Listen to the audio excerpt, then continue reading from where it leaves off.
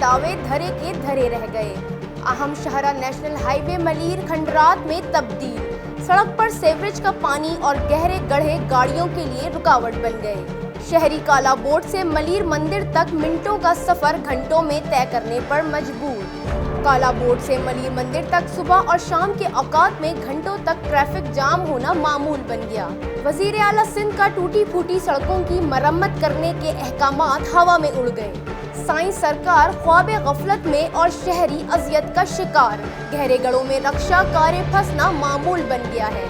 इलाका मकीनों का कहना है कि वजीर बल्दियात नासिर हुसैन शाह के कानों पर जू तक नहीं रेंग रही।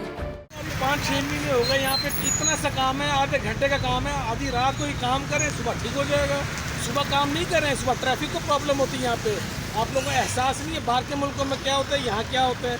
सिर्फ पीटीआई से करने से कुछ नहीं होता, काम करने से कुछ होता है।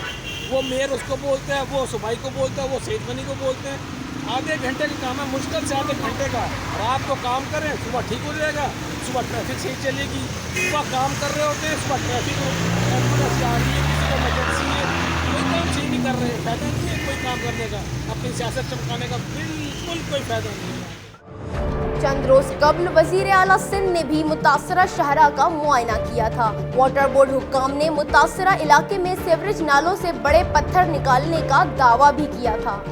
काला बोट से मलीर मंदिर तक ट्रैफिक जाम होने की वजह से मरीज भी दोहरे अजाब में मुब्तला है। एम्बुलेंसेस भी कई घंटों तक ट्रैफिक में फंसी रहती हैं। कैमरा टीम के साथ सादिया शुएब, DNN कराची।